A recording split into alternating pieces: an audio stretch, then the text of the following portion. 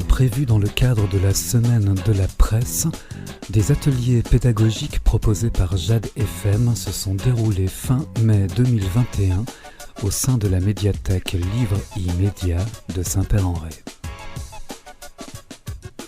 Orientés éducation aux médias et à l'information, ces ateliers ont permis aux élèves de la classe de 5e O du collège Saint-Roch de Saint-Père-en-Retz de découvrir les outils radio. Un dessinateur de presse, Ray Clyde, a également animé un atelier pratique sur l'art de l'illustration de presse. Interview en plateau, micro-trottoir, illustration, les élèves ont tour à tour été reporters, journalistes, chroniqueurs, dessinateurs.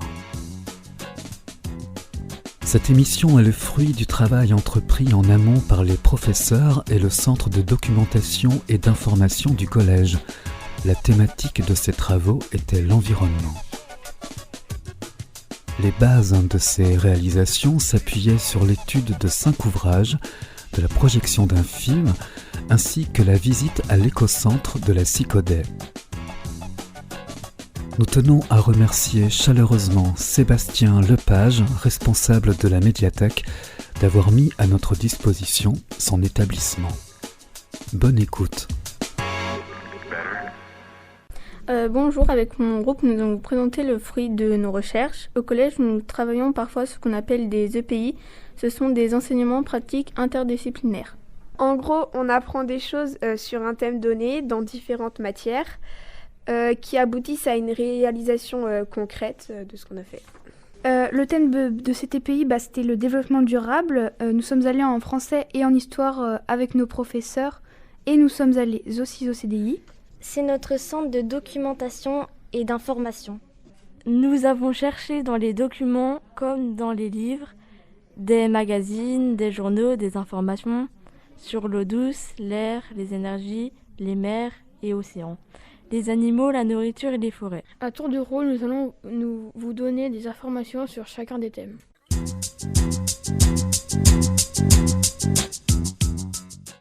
Bonjour, je m'appelle Maïwen, je vais vous présenter le thème de la nourriture. Tout d'abord, je vais vous présenter en global ce que c'est la nourriture.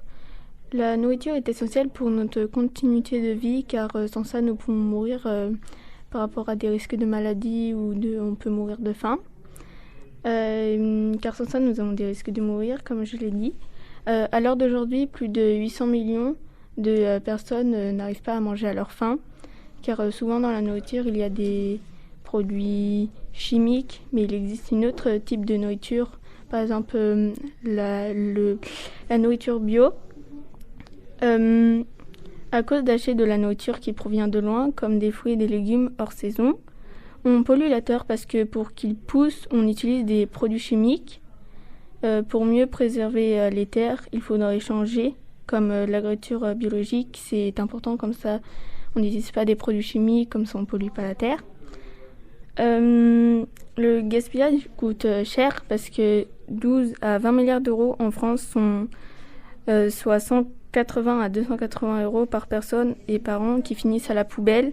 En un an, un Français jette en moyenne 20 kilos d'aliments, soit 1,2 million de tonnes rien que pour les Français, dont 7 kilos encore emballés et 13 kilos de reste le repas. Et manger bio et la diminution des risques de maladie. Bonjour, je vais vous présenter le thème de la forêt. Donc, je vais vous parler de la déforestation, donc un peu partout dans le monde. Les déforestations ont souvent lieu en Amazonie, en région tropicale, et dans d'autres dans d'autres endroits. Il y a 40% des espèces d'arbres qui sont en voie de disparition. Donc, exemple, l'orme de montagne. Et l'acajou devient très rare. Actuellement, 24% des surfaces du territoire français est boisée. Voilà. Et il y a 2 siècles, il n'en restait que 12. Donc ça s'est amélioré beaucoup. Bonjour, je vais vous présenter le thème de l'eau douce. Tout d'abord, l'eau douce, c'est une eau qui ne contient pas de sel. Les fleuves, pour vous donner un exemple, les fleuves sont doux et les mers et les océans sont salés. Il y a 3% sur 70% de notre planète qui y a de l'eau douce. Notre planète, elle est aussi appelée planète bleue. L'eau douce est une ressource qui est très limitée quand même. Elle est pourtant importante au réservoir de biodiversité, puisqu'on y trouve 12% de toutes les espèces vivantes. L'eau douce, il y a 3 types de pollution pour celle-ci. Il y a la pollution thermique qui provient d'une élévation de chaleur de l'eau. Il y a la pollution organique et la pollution par le ruissellement. En Europe, il y a environ 50 fleuves pollués. Chaque humain consomme plus de 68 000 litres d'eau. Il y a 4 raisons aussi de dégradation. On puise trop d'eau douce toujours plus grande.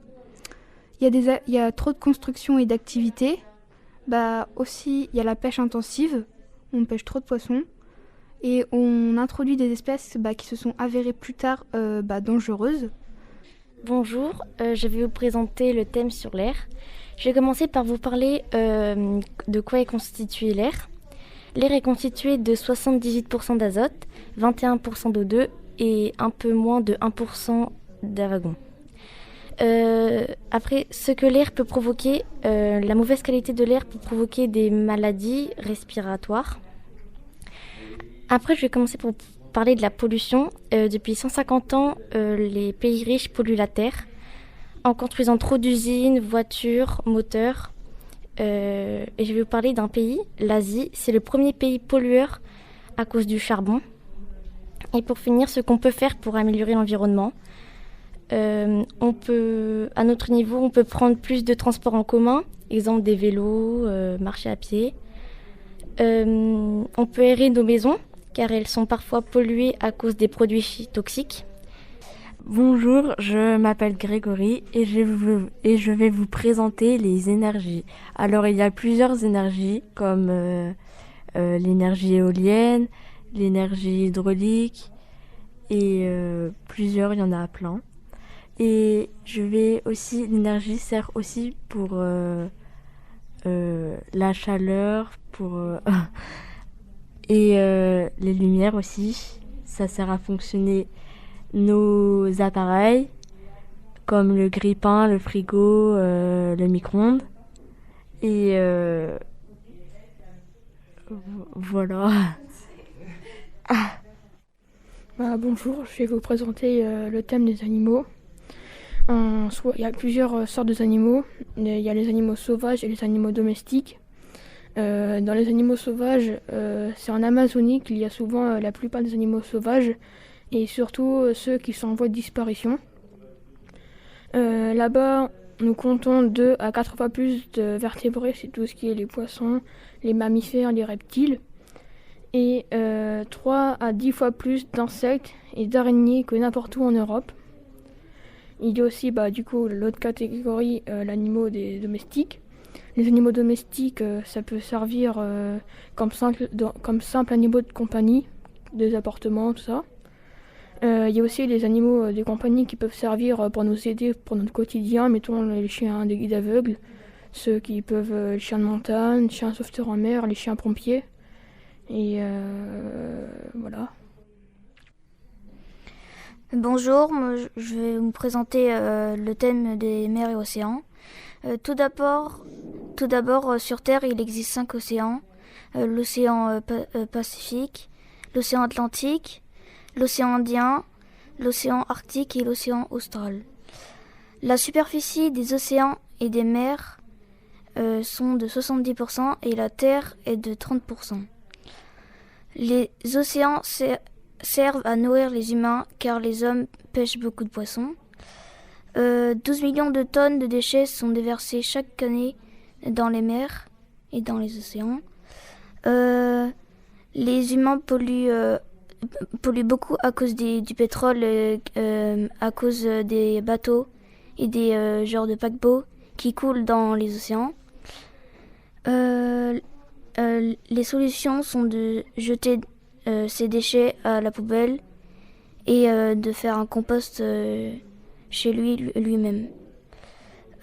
Aussi, il faut arrêter la surpêche dans les océans, arrêter de polluer avec des déchets et des produits chimiques. Le plastique se dégrade très lentement dans la nature. Et aussi, le phytoplancton produit 50% de l'oxygène sur Terre, qui est une genre de bactéries ou de cellules dans les mers qui donnent de l'oxygène.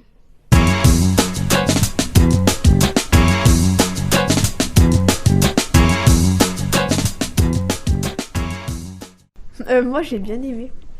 En fait, avec ce son-là, c'est mieux. Par exemple, si on écoutait la télé ou la radio avec ça, moi j'aimerais bien écouter la radio comme ça. Quand c'est juste une petite radio, des fois c'est nul. Mais là, ça donne envie d'écouter. Ouais. Mais en fait, au début, j'avais hyper mal aux oreilles quand j'avais mis le casque et que vous avez parlé parce que j'avais pas trop l'habitude. Mais en fait, par rapport aux vraies radios, on dirait pas, mais quand t'as le casque et quand on l'enlève, c'est pas du tout la même chose. Tout à l'heure, j'ai demandé, et puis apparemment, quand on l'enlève, ça fait un bruit bizarre. Ça donne envie d'en refaire. Ouais. C'est un son exceptionnel quand même. Ouais.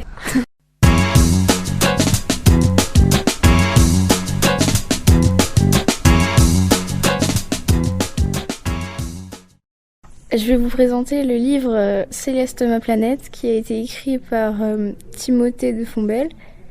Le sujet c'est la pollution et la déforestation. Donc c'est l'histoire d'un garçon qui habite dans une grande tour. Et chaque jour il prend l'ascenseur pour aller à l'école. Et dans cet ascenseur, il y a une fille qui s'appelle Céleste. Donc ils arrivent à l'école et le garçon arrive dans sa salle de classe et son professeur dit aujourd'hui je vais vous présenter une nouvelle élève. Et c'était Céleste, mais pendant la récréation elle part, on ne sait pas pourquoi.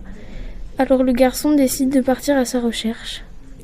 Et ce livre a 92 pages et mon avis dessus, j'ai trouvé que c'était assez intéressant, mais pour moi il n'y avait pas assez de rebondissements, assez d'aventures. Bonjour, donc je vais vous présenter mon sujet, donc Frères d'exil. Donc ça raconte un peu le réchauffement climatique et les dommages qu'on peut faire avec l'eau.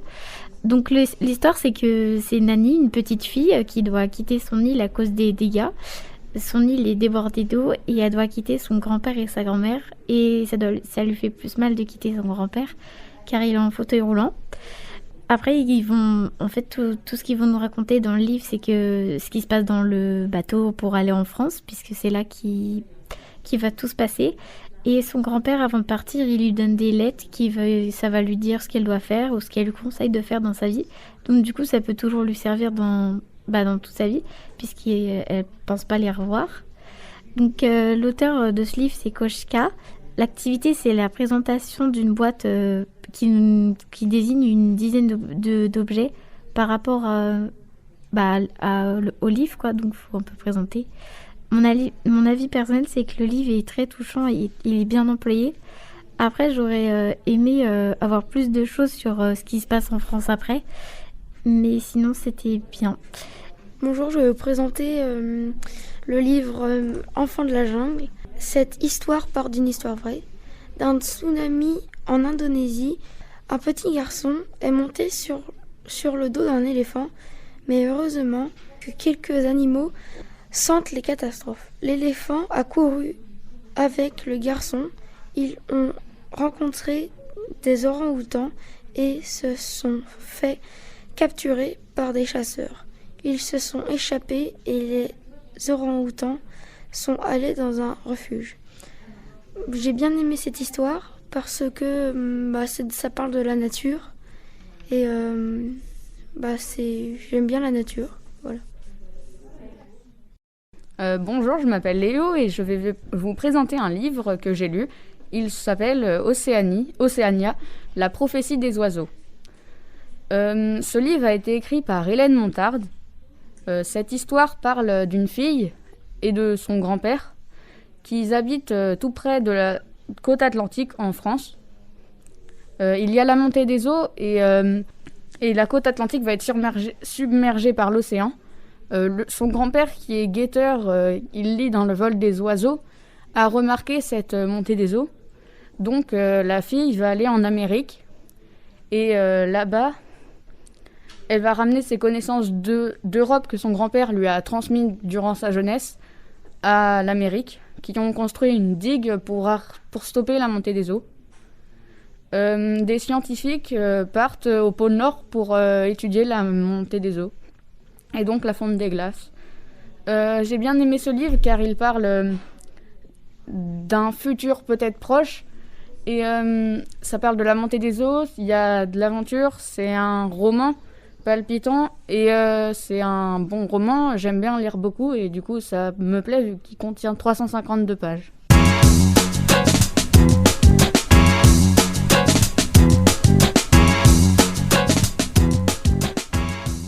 Mes impressions par rapport à ce qu'on a fait là sur le plateau radio, c'est que j'ai bien aimé car on parle de ce qu'on a fait et on apprend comment ça se passe à la radio, on découvre un peu. Moi je trouvais ça assez bien à faire et surtout la deuxième fois qu'on a raconté, on avait l'impression que c'était plus improvisé, on y arrivait mieux. Voilà. Moi, la première fois, j'étais stressée, mais après, vu que j'avais déjà dit le texte, ça allait.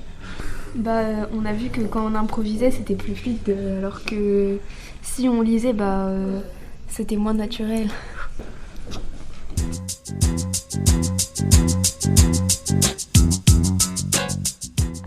Bonjour, je m'appelle Emeline. Je vais vous présenter la visite à l'éco-centre. Donc, c'était tous les 5e du collège Saint-Roch qui sont partis.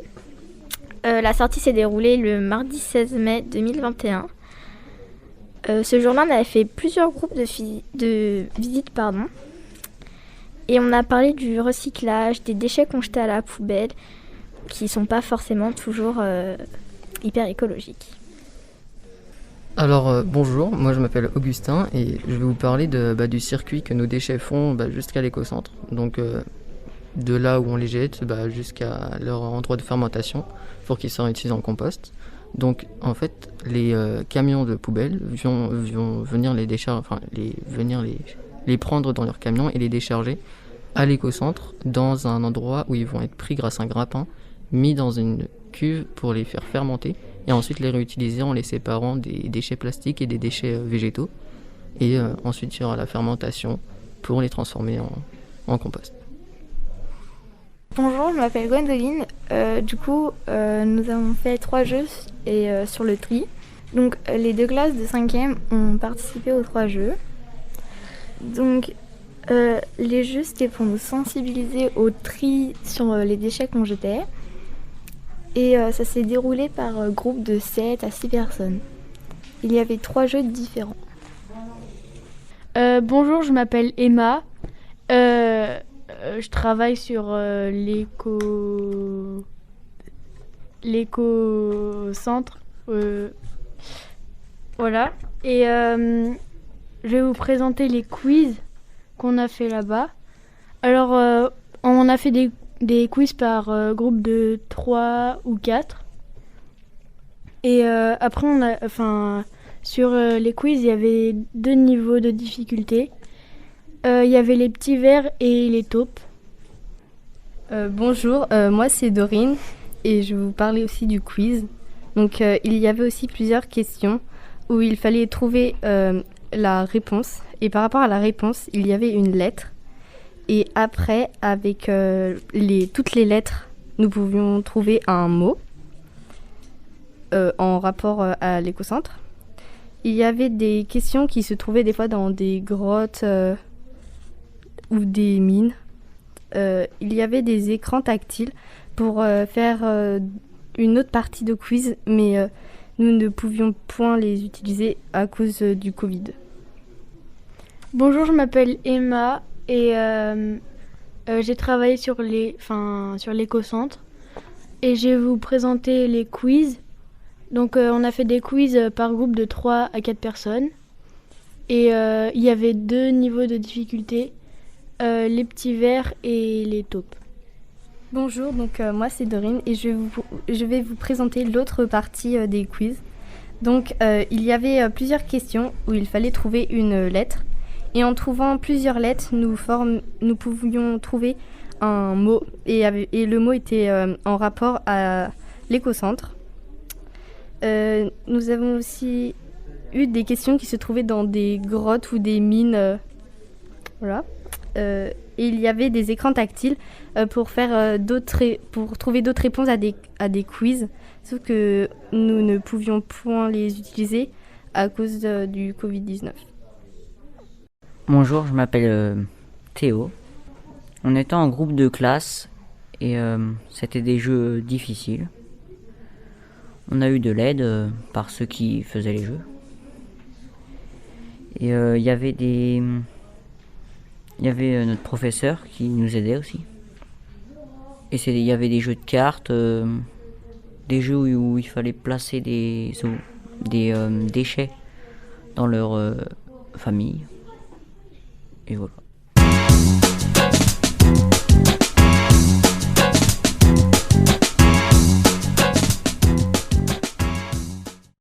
Qu'est-ce qui vous a le plus marqué ? La quantité. La quantité de déchets ? L'odeur. L'odeur ? Oui, l'odeur. Là, oui, les intérêts aussi. J'ai cru que j'allais m'évanouir. En fait, c'est juste que c'est... Quand ils mettent ça en compost, on dirait que c'est rien, mais c'est énorme toutes les tonnes qu'ils mettent chaque mois. En fait, on se rend pas compte du nombre de déchets qu'on jette et qui sont pas bien pour la santé. C'était super puissant, il y avait plein de tonnes de déchets dans le grappin. C'était impressionnant. Oui. Et le monsieur, il fait ça toute la journée, genre je sais pas comment il fait. Il doit être épuisé, là. En état de choc, je sais pas comment dire, on est choqué par la quantité qu'il y a et du coup ça nous laisse une trace dans la mémoire. C'est surtout aussi que moi ça m'a pas forcément choqué vu que j'y étais déjà allée, mais les personnes par exemple qui ne trient pas et qui n'y sont jamais allées, oui, ça pourrait très bien les choquer. En fait, on les regardera plus de la même manière.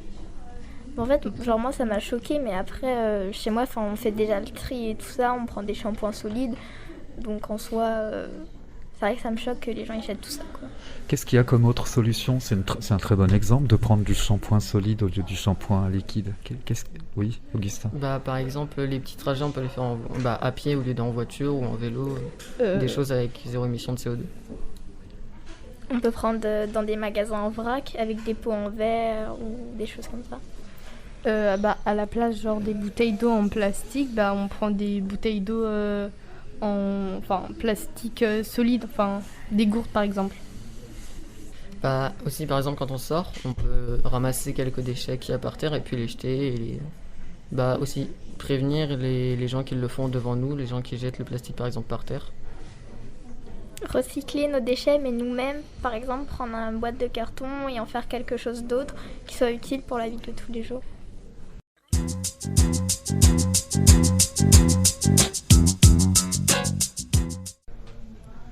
Bonjour, nous sommes en direct avec la classe de 5e O du collège Saint-Roch de Saint-Père-en-Retz pour une interview de Cyril, plus connu sous son auteur Ray Cleed, dessinateur de presse. Merci Cyril d'être avec nous ce soir et bonjour. Ma première question est comment vous est venue l'idée de dessiner et depuis combien de temps ? Eh bien, ma réponse c'est depuis toujours. Je pense que tous les enfants dessinent en fait. Et moi simplement, je ne me suis pas arrêté.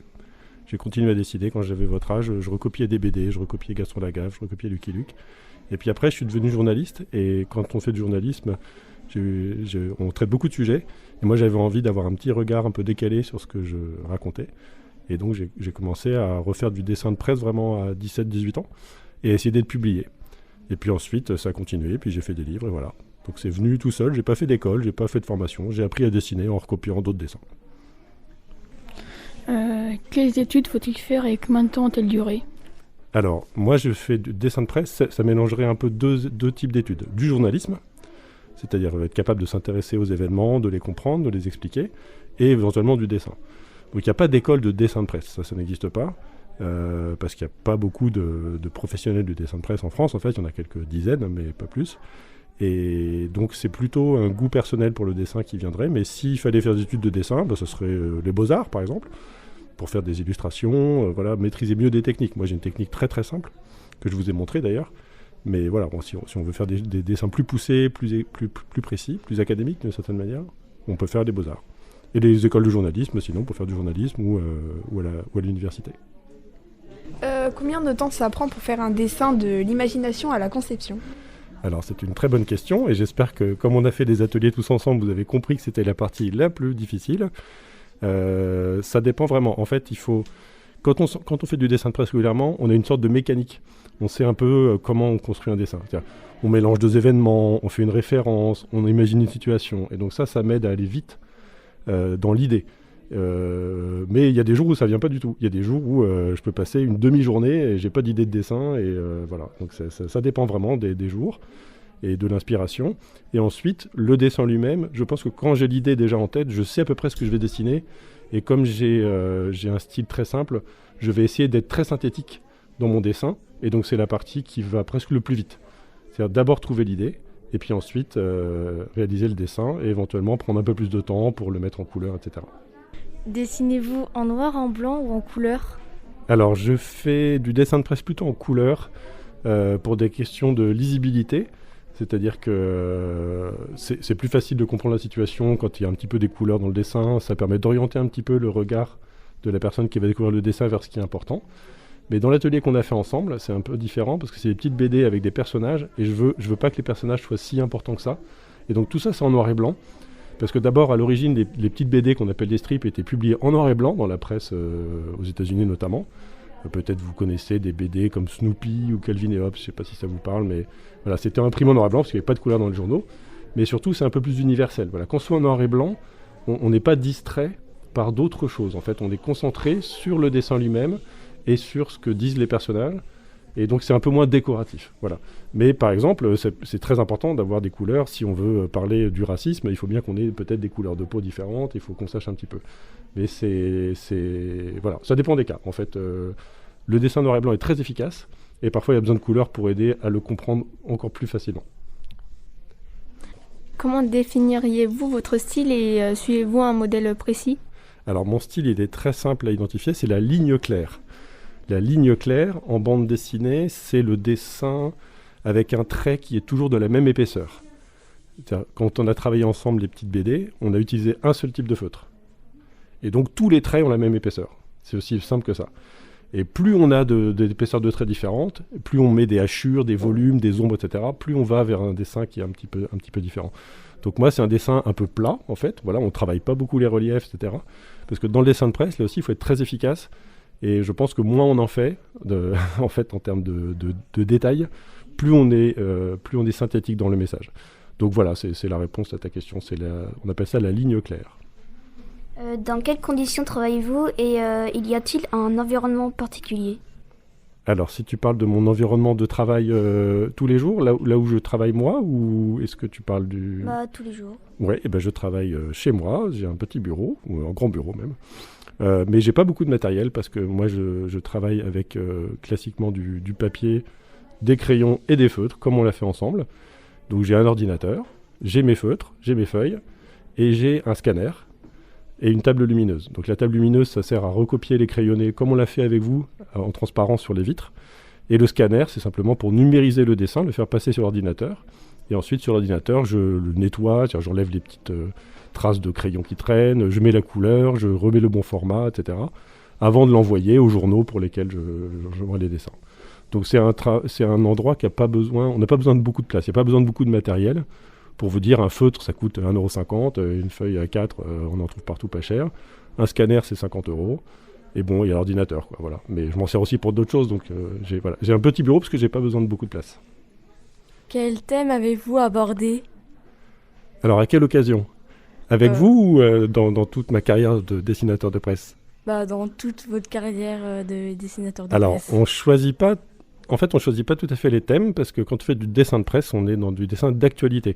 Donc c'est l'actualité qui nous dicte un petit peu ce qu'il faut faire.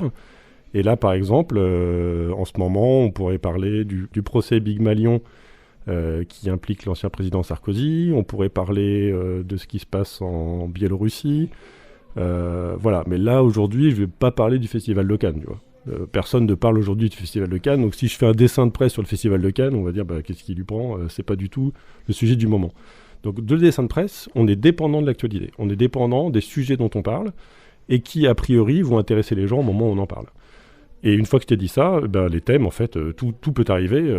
Voilà, ça peut être du sport, ça peut être de la religion, ça peut être de la politique, ça peut être un fait divers, ça peut être n'importe quoi. Évidemment, depuis 1 an, il y a eu beaucoup de dessins sur le coronavirus, la pandémie, les masques.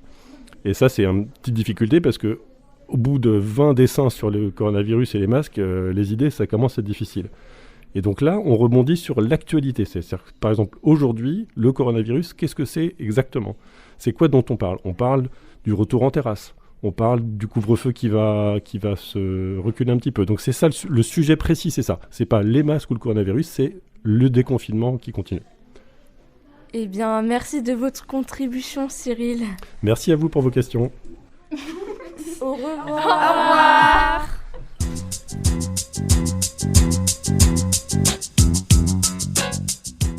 Au début j'avais un peu peur parce que je croyais qu'on allait tout faire, mais en fait on avait le choix, on pouvait soit écrire, soit dessiner ou soit tout faire. Mais donc je pensais qu'on allait vraiment tout faire, donc j'ai eu peur.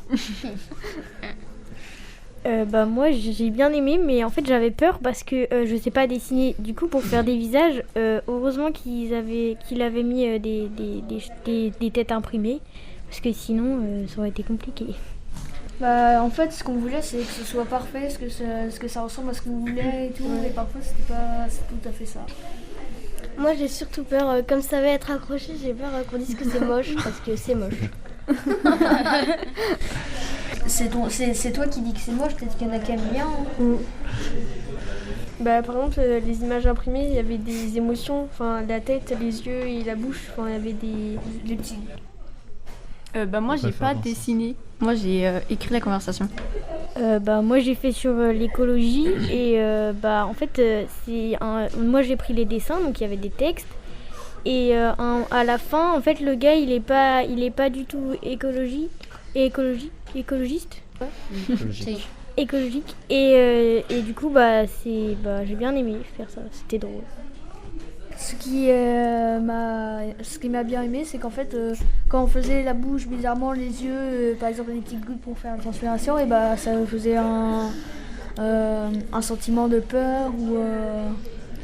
Juste en écrivant 3 phrases, tu pouvais faire passer un message, un bon message pour l'écologie, pour le développement durable, pour la biodiversité, tout. Moi j'ai juste fait la tête des personnages et les petites bulles pour la biodiversité.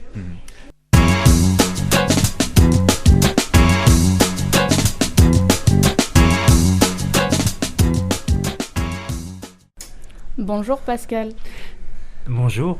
Du coup on va vous interviewer, vous poser quelques questions sur votre fonction avec la mairie. Et merci d'avoir répondu présent à cette invitation. D'accord, avec plaisir. À quoi consiste votre fonction ? Alors moi, dans ma fonction, je suis plus au niveau de l'agriculture et de l'environnement. Je suis adjoint au maire. Voilà, et puis avec toutes les délégations qui vont avec, ça commence en fin de compte par l'environnement, on va dire aussi après tout ce qui touche aux espaces verts, le fleurissement, tous les entretiens des routes, la sécurité, on va dire pas mal de petites choses au quotidien, quoi. Voilà. Bonjour, c'est quoi l'environnement pour vous ? Alors l'environnement, c'est très large. Alors, c'est vrai que je suis, en plus d'être élu, je suis aussi agriculteur dans mon métier, quoi. Alors l'environnement au niveau agricole, puis l'environnement au niveau d'une municipalité, c'est complémentaire, on va dire, quoi. Mais ce sont un peu, on n'a pas la même vision des choses, quoi.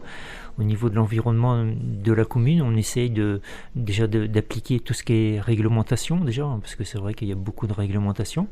Et puis après, on essaye d'apporter au mieux de satisfaire la population, quoi, en fin de compte, aussi bien sur les espaces verts, sur tout ce qui est route, sur les déchets, sur l'eau, sur beaucoup de choses, quoi. Voilà. Ok, merci. De rien. Bonjour. Oui. En parlant de route, est-ce que les travaux faits sur les routes là, actuellement, c'est par rapport aux mobilités douces ? Alors, dans les travaux des routes, alors il y a deux choses. Moi, je m'occupe plus de toute la partie, on va dire, campagne. Tout ce qui est partie bourg, c'est l'adjoint à l'urbanisme qui s'occupe. Alors, c'est vrai que je vais répondre quand même. Alors, il y a des mobilités douces, bien sûr, de fait, depuis quelques années dans le bourg. Ça s'accentue encore, parce que on va dire que le département, la région donne des aides pour aller vers là, quoi. Et c'est aussi une bonne chose par rapport à l'environnement pour essayer de se déplacer, on va dire par des voies douces, que ce soit du vélo, que ce soit à pied. Voilà, c'est dans ce schéma-là qu'on est aujourd'hui un petit peu, quoi. Ok, merci. Bonjour, y a-t-il un nouveau projet pour sécuriser les déplacements jusqu'au stade ? Bonjour. Alors, c'est pas prévu encore on va dire peut-être ça sera 2022-2023. Aujourd'hui, on est en étude, cette voie-là, la rue des Sports, mais elle est pas tout ce qui est travaux comme ça, c'est quelque chose qui se prépare. Il faut plusieurs années, quoi, en fin de compte, quoi. Et puis le gros problème, c'est la partie financière, quoi, en fin de compte, quoi. Il faut apporter les finances quand on fait des travaux. Souvent, tout ce qui est travaux dans le bourg, comme ça, demande beaucoup d'investissement, quoi, en fin de compte, quoi. Et il faut trouver le financement pour mettre en face, quoi. Mais c'est quelque chose qui est à l'étude, la rue des Sports, de l'améliorer pour aller dans ce sens-là, quoi. Merci. Bonjour, avez-vous de nouveaux projets pour Saint-Père ? Bonjour. Alors, des nouveaux projets. Alors, par rapport à l'environnement, on va dire, on a quelques projets. On avait fait une naissance à un arbre. Déjà, ça, c'est quelque chose qui va dans le sens de l'environnement. On est aujourd'hui à trouver des emplacements, à trouver, en fin de compte, les arbres qui vont correspondre aussi. On va dire, on va planter à peu près une 50aine d'arbres par an, quoi, pendant au moins 3 ans, quoi. Ça, c'est le projet. Et puis, autrement, on a aussi tout ce qui est cimetière aussi. On a l'entretien du cimetière. Aujourd'hui, on n'a plus droit au désherbage, quoi, en fin de compte, de trouver des solutions. Il y a ça. Et puis on a toujours les voies douces. Là, on a un chemin un cheminement qui est fait du Pont Neuf à aller vers la Gagacet. Je ne sais pas si ça vous dit quelque chose. Ça permet en fin de compte de sortir de bourg sans traverser les routes, quoi. Ça sera pour les chevaux, pour les piétons, pour les vélos. Voilà. On va dire c'est les principaux projets qu'on a aujourd'hui, quoi. Ok, merci. C'est rien. Merci pour cette interview. Et vos réponses étaient pertinentes, j'ai trouvé. Merci d'être venu. D'accord, écoutez, c'est une première pour moi de faire dans ce sens-là. C'est vrai que la vision qu'on a des fois avec certains, on va dire, habitants de Saint-Père n'est pas la même qu'avec les enfants. La vision des choses est différente, mais elle est toujours quand même intéressante d'avoir votre point de vue, de voir un petit peu comment les choses que vous les voyez, que vous les pensez. On essaye de prêter attention toujours. Merci aussi de votre accueil. C'est quelque chose de très très grave. Que faites-vous pour l'environnement ? Bonne question. Il faudra qu'on préserve un peu la terre. Préserver la terre, il y a beaucoup de choses à faire. On y fait attention, oui. On essaye déjà de trier nos déchets et d'en consommer le moins possible. On y accorde vraiment une place importante pour nos enfants et leurs enfants. Et l'école, en fait, une fois par mois, récolte les papiers. Pour l'environnement, pour éviter qu'il y ait du gâchis de papier, pour le recycler. Et sinon, le tri au niveau des déchets organiques, au niveau du poulailler. Déjà au niveau des déchets alimentaires, de choisir des produits où il y en a un peu moins quand c'est possible. Les commerces de proximité, si on peut y aller à pied, c'est mieux. Et puis tout ce qui va être aussi produits rechargeables, j'essaye dentifrice rechargeable, les gels douche aussi, je prends des recharges au lieu d'acheter des packs tout faits. Le tri des déchets au début, comme on nous dit de le faire, et ensuite on évite de prendre la voiture pour aller chercher ses enfants, y aller à pied. Je me suis mis au shampoing solide pour éviter les bouteilles en plastique. Dans ma consommation personnelle, c'est pareil, j'évite d'utiliser des produits nocifs et puis des produits avec beaucoup d'emballage.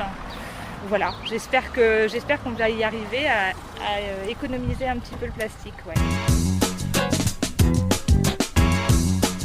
C'est vrai que c'est important, quoi, mais après, les gestes à faire sont compliqués aussi. Parce que aujourd'hui, on se promène en voiture, mais c'est vrai que la voiture est très mauvaise. Mais réduire la voiture, c'est compliqué. J'essaie d'économiser l'eau. Maintenant, je prends une gourde à la place des bouteilles en plastique et puis on fait du compost. Voilà. Bon, après, je fais tous mes petites préparations moi-même, la lessive, le liquide vaisselle moi-même. J'essaye de ne pas acheter ça, je vais faire moi-même. Pourquoi faire Pour l'environnement. Ah bah oui, mais je connais pas suffisamment. Bah oui, ça va changer de toute façon, tout va changer. Je suis content d'avoir aussi tout ce qui nous sert, l'électricité, l'eau courante, les voitures et tout ça. Mais bon, pour le réchauffement de la planète, il faudrait arrêter tout ça, c'est normal. Je ne suis pas pessimiste, il faut vivre avec le progrès.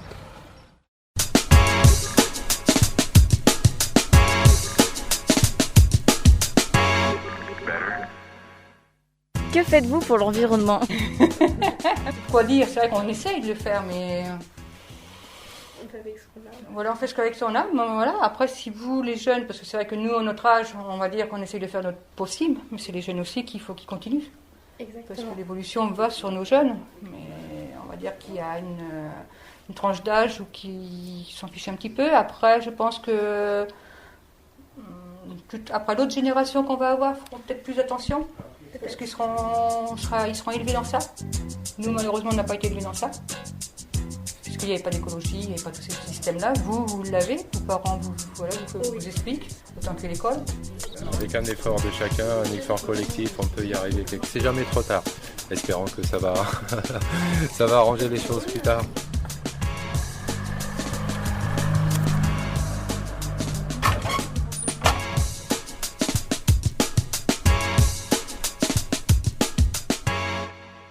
C'était génial. Oui, incroyable.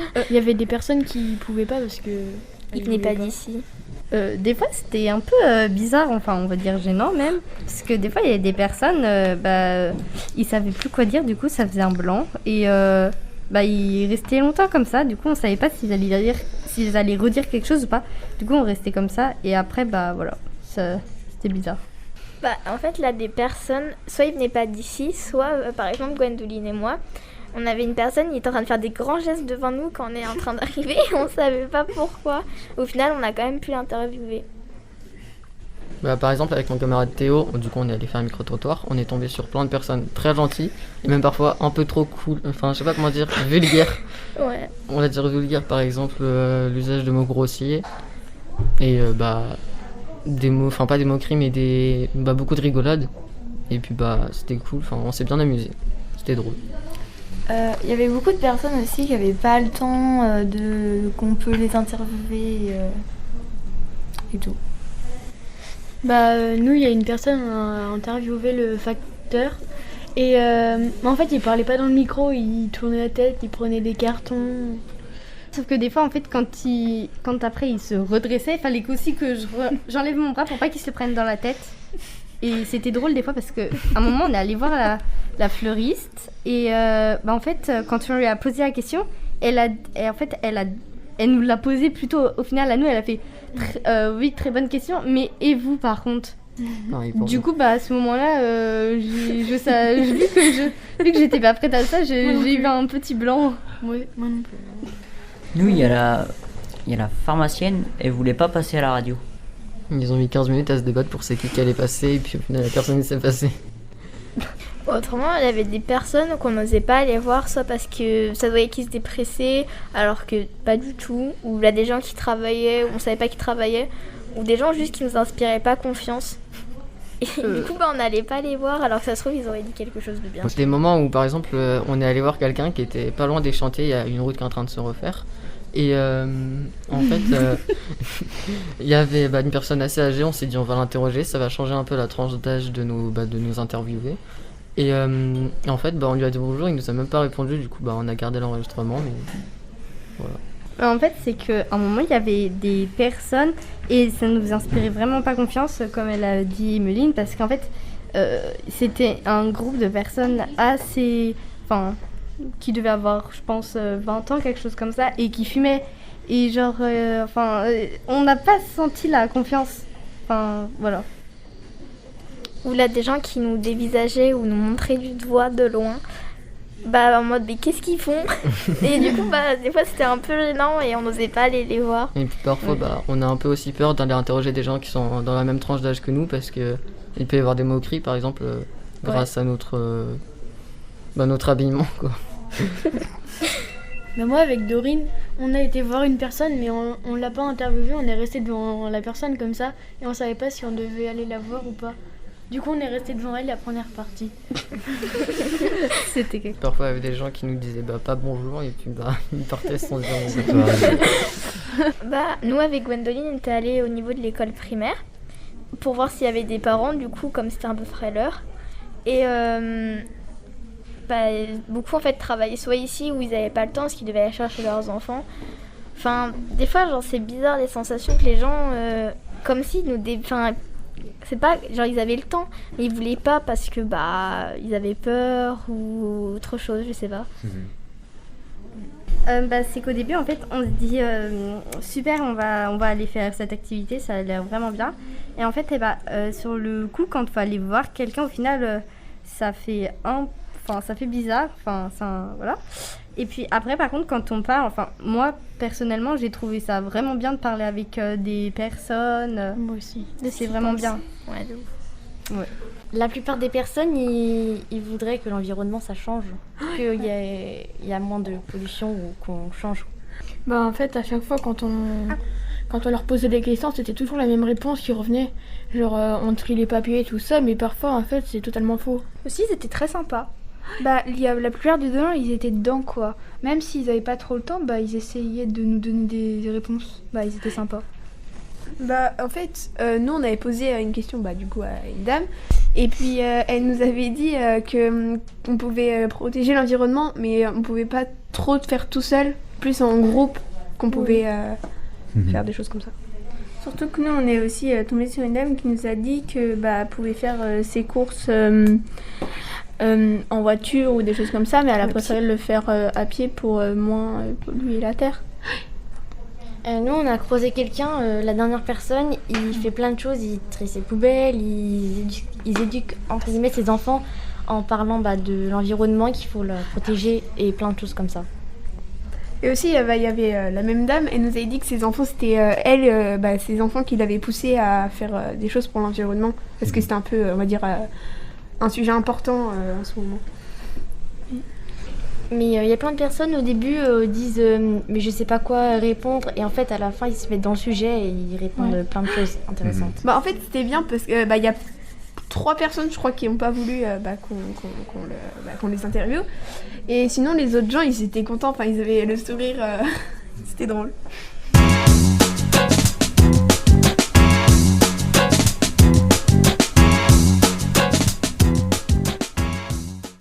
Alors bonjour, donc nous on est un petit groupe d'une classe de 5e O et on a le plaisir d'interviewer Séverine Gaillot sur l'environnement.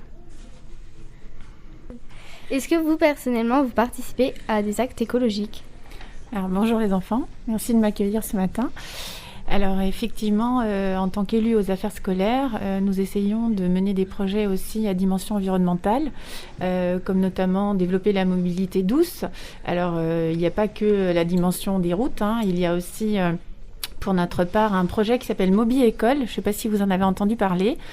En fait, ça va être un programme avec l'intervention d'une association qui s'appelle Alizé, qui est nantaise et qui va donc venir former, préparer nos écoles, nos enfants, donc les élèves des 2 écoles, à la mobilité douce. Ça veut dire un encadrement sur un déplacement pour se rendre à l'école, soit à pied, soit à vélo. Donc ça, c'est un premier projet à dimension environnementale. Et le deuxième projet, concerne notre restaurant scolaire, notre cantine, puisque quand on est en charge des affaires scolaires en tant qu'élu, on doit s'occuper de la cantine. Alors ce projet de restaurant scolaire à dimension environnementale, on l'a travaillé pendant une année. On a été tout un groupe à travailler, à réfléchir sur qu'est-ce qu'on pourrait mettre en place. Et donc c'est un projet qu'on va mener sur notre mandature. Alors notre mandature, est-ce que vous savez les enfants combien de temps nous sommes élus? Non. 5 ans. C'est 6 ans. 6 ans. Et donc là, il nous reste du coup 5 ans pour mener ce projet. Alors nous allons essayer d'introduire des produits plutôt locaux, plutôt de saison. Nous allons également lutter contre le gaspillage alimentaire. Et voilà, ça c'est 2 gros axes importants de notre projet. On va également travailler sur la gestion des déchets, sur la gestion des produits d'entretien utilisés dans les cantines. Et tout ça en menant tous les acteurs avec nous dans des actions. Alors les différents acteurs, c'est les enseignants, évidemment, et puis le personnel de cantine. Et nous, les élus aussi, et pour terminer, les animateurs du temps méridien.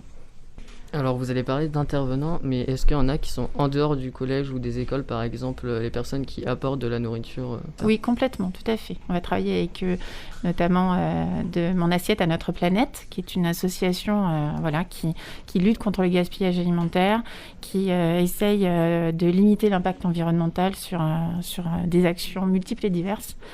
Voilà, donc on va travailler avec eux notamment. On va travailler aussi avec un partenaire que vous connaissez peut-être, les enfants, qui s'appelle Too Good To Go, qui aussi lutte contre le gaspillage alimentaire.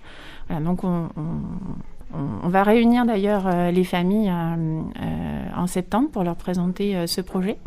Donc peut-être que vous serez aussi présents en tant que grand frère, grande sœur. Voilà, j'espère vous voir. Pensez-vous rajouter des espaces verts dans les écoles ? Enfin, plus d'espaces verts ? Alors, c'est une très bonne question. C'est vrai que les écoles sont souvent bitumées parce que voilà, il faut de l'espace pour que les enfants puissent courir.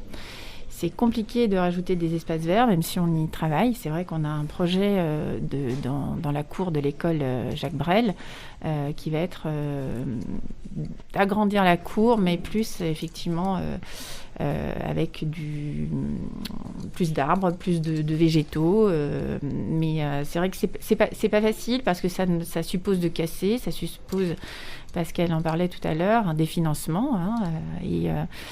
Quand on n'est pas élu, on voit pas forcément les montants, les coûts. On n'est pas du tout sur les mêmes échelles de coûts qu'une famille, comme vous pouvez vous en douter.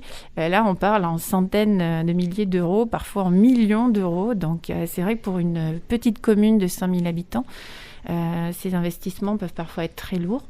Donc, quand on arrive et qu'on est nouvellement élu, on ne peut pas non plus tout révolutionner.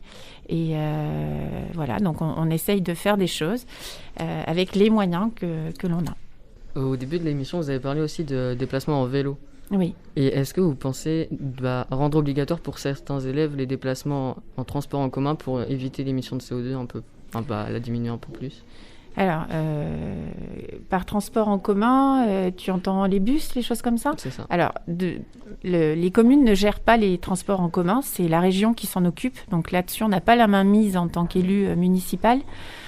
Par contre, ce qu'on fait, parce qu'on ne peut pas obliger des familles et des enfants à se déplacer ou à pied ou à vélo, ce qu'on va essayer de faire, c'est de les inciter, donc de fournir des moyens pour. Donc déjà, tous nos CM1 passent le permis vélo. Donc on a cette formation qui est faite dans les 2 écoles par notre policière municipale. Donc il y a une partie théorique pour les enfants en classe et puis ensuite une partie pratique dans nos salles du Grand Fait.